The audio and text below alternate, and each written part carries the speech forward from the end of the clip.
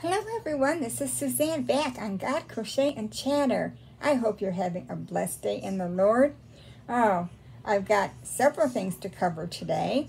First of all, we're going to do our devotion. Well, we'll do our trivia question first, then our devotion.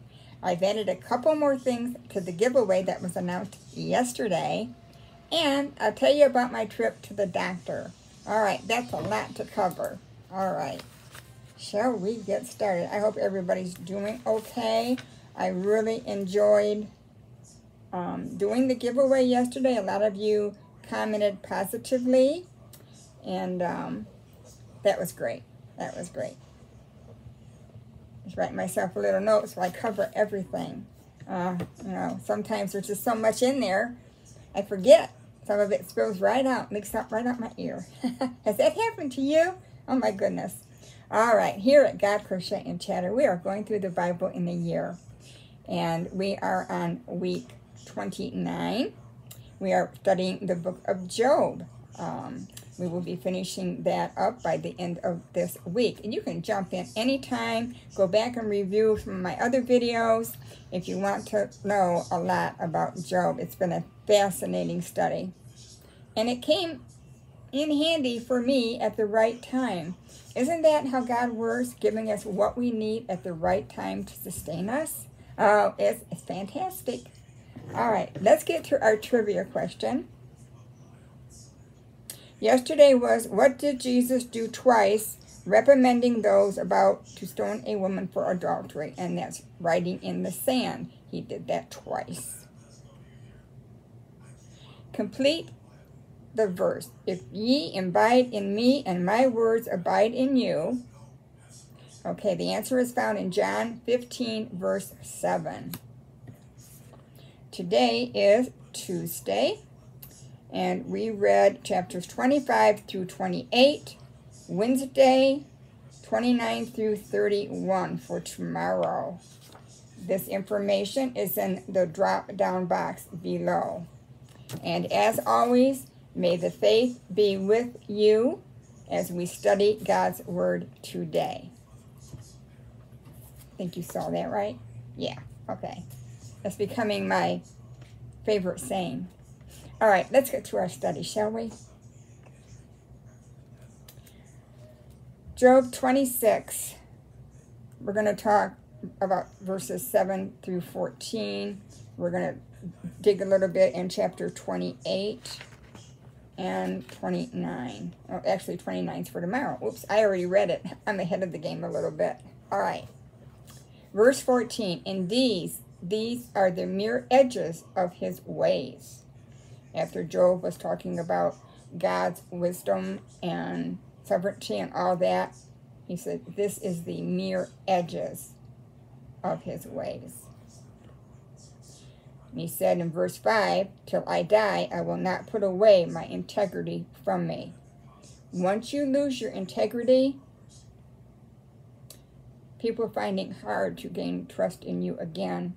And it's very hard to regain that trust. It can be done, but it may take a very long time.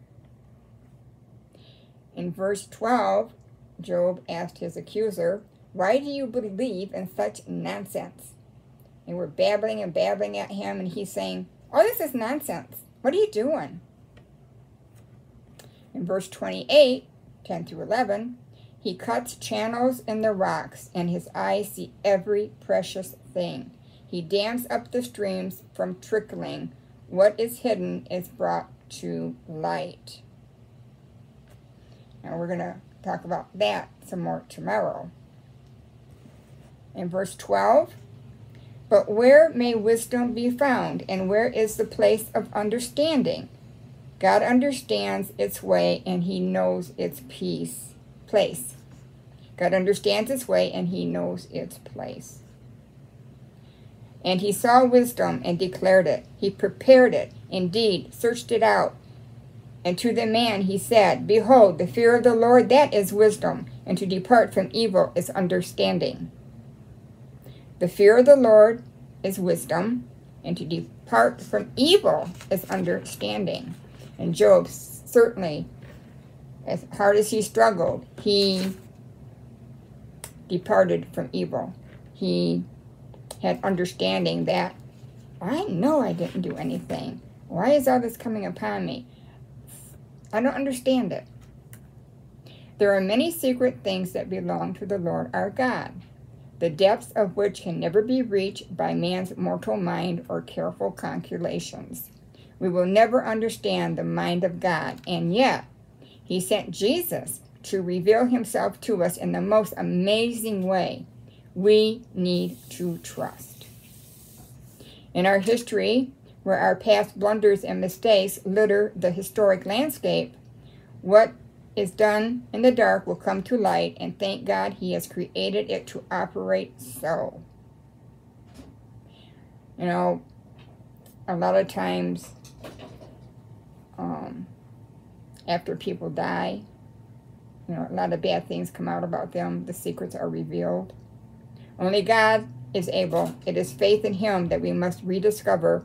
With this faith, we can transform bleak and desolate valleys into sunlight patches of joy and bring new light into the dark caverns of pessimism. Martin King Luther Jr. Let me read that again. Only God is able. It is faith in him that we must rediscover. With this faith, we can transform bleak and desolate valleys into sunlight patches of joy and bring new light into the dark caverns of pessimism. Isn't that a great quote? In John 3:19 through 21, it says, "This is the verdict. Light has come into the world, but people loved darkness instead of light because their deeds were evil. Everyone who does evil hates the light and will not come to the light for fear that their deeds will be exposed. But whosoever lives by the truth comes into the light, so that it may be seen plainly what they have done, what has been done in the sight of God." So if we're doing things in the sight of God, people will see this. They won't find any darkness in us. You don't know when your deeds will be exposed. Sometimes the truth comes out after you die. Many pastors, Rabbi Zacharias passed away, and a lot of accusations come out that he was committing adultery. And that about broke my heart, because it doesn't take away from, he did speak the truth, and that man was very smart, but he had those dark skeletons in his closet. And sadly, now that after he's gone, his family and his family and children are bearing that burden.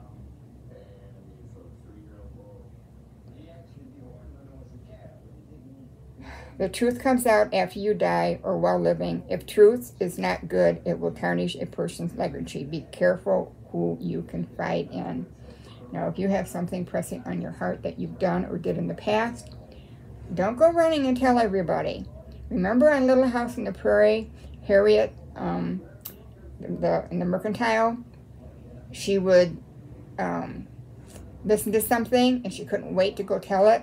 We watched the episode last night where Charles was doing some work for this widow, and he was doing it in exchange for these beautiful dishes that this lady had. She had bought a new set, and he wanted it to be a surprise. Well, he started telling little white lies along the way, and Carolyn was pondering in her heart, what is he doing? But, you know, so she went into the Mercantile, and Mrs. Olson talked to Carolyn and said, "Oh, my dear, oh, you poor thing. Everybody knows what's going on with you and your husband, and I'm so sorry." And at the end of it, she says, "There is nothing to tell. I trust my husband." And she walked out. Well, Harriet, next thing you know, she's running up to Nels going, "Nels!" And, you know, if you want a gossip to spread, she was the one that did it. So we got to be careful who we tell things to, or when people approach us with that nonsense and say, "Look, it stops right here. It stops right here." Whether it's true or it isn't, it's none of your business.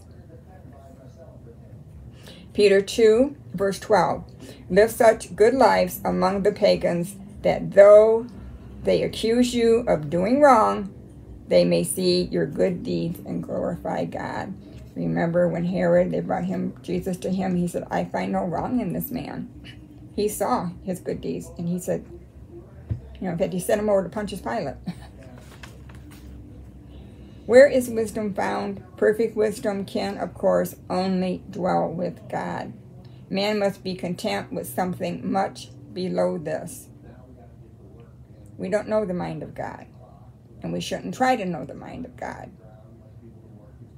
Solomon said, wisdom is the principal thing. It is better to get wisdom than gold. Job's 3 friends thought that it dwelt with them, the foolishness of man. Remembering, suffering may be allowed as a compliment to one's spirituality. What confidence God had in Job. Can that be said of us? That our suffering is allowed because God has confidence in us, that we will not dishonor him. We will keep our faith. We will always carry that faith with us and that trust. Now, I read this, I believe, yesterday or the day before. I think it's a great finishing for today. Again, Habakkuk 3:17 through 19. Now, it's important to repetitively bring up these verses when they fit in our current lesson, because the more we get it inside of us, and it repeats and it repeats and it repeats, things start coming back. The Holy Spirit guides us and brings back to our remembrance these things. A hymn of faith. Though the fig tree may not blossom, nor fruit be on the vines, though the labor of the olive may fail, and the field yield no food, though the flock be cut off from the fold, and there be no herd in the stalls, yet I will rejoice in the Lord. I will joy in the God of my salvation. The Lord is my strength. He will make my feet like deer's feet, and he will make me walk on my high hills. The Lord is my strength. Now, when I went to my doctor's visit yesterday, I was sitting there. They took x-rays of my hip and my knee, and the doctor came in and explained to me that on my knee, some of the cushion is dissipating in there. It's not quite bone on bone. He said maybe when I'm 75 or 80, or before the Lord calls me home, I would hope. And I want to live a long life. I'd like to live till 90. We'll see. But in my hip, he said, was definitely, I have bursitis and tendonitis in both places. That's why it's been so incredibly painful. So he goes and gets the shots. And before he went, I says, now, does it hurt real bad? He goes, no. He says, the knee will do first. And I said, are you telling me you're going to do the knee first? Because if you do the hip first, I might not stick around for the knee. And he started laughing at me. He said, yeah, you got it. So he came back in and he did the knee. And oh my goodness, he stuck it. He said, don't watch. Well, I watched. He put the needle in and he kind of, poked it around. That actually hurt. And I thought, the hip is going to be worse than this. So he did the hip. And I went, well, that one wasn't near as bad as the other one. But I told the doctor, you know what? I may have to endure some pain for a while. But these little injections are going to take care of the problem. Hopefully in a couple of days I'll be feeling a lot better. I won't be in that horrific pain at night no more. I'll be able to sleep better. And, sometimes that's what you have to do. You have to go through the pain of the moment to get to where you need to be and trust in God in the process. So I was very thankful. Last night was rough for me. They never tell you for the next couple of days what might go on or what reactions, but my knee was really bad last night, and it felt like a burning toothache. My hip, I was able to lie on it. It wasn't near as bad pressure, so doctor said by Wednesday, Thursday, I should be feeling a lot better. So I am just so thankful for that.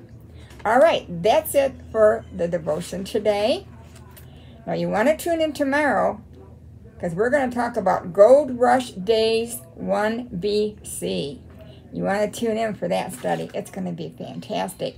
I've learned a lot of things studying the book of Job, and I just can't take in it enough, and my mind gets going. I think, oh man, I better stop here because I could go on for an hour. So I don't want to keep you for an hour, right? No. Now, remember the giveaway I had previously before this one? It had the llama in it, the pot holders, and a Bible study notebook and pencils. Well, that woman never did respond back, sadly enough. But I'm going to include these 2 pot holders in this giveaway. So you'll also be receiving the horse's head, the candy cane cover, the butterfly. I put something else in there. I can't forget what. Oh, 2 skeins of yarn and these 2 pot holders. And I might just throw in that little llama. Let me grab it. I think I will. You know what? I feel generous today. All right. Here we go. Llama and pajamas. There we go.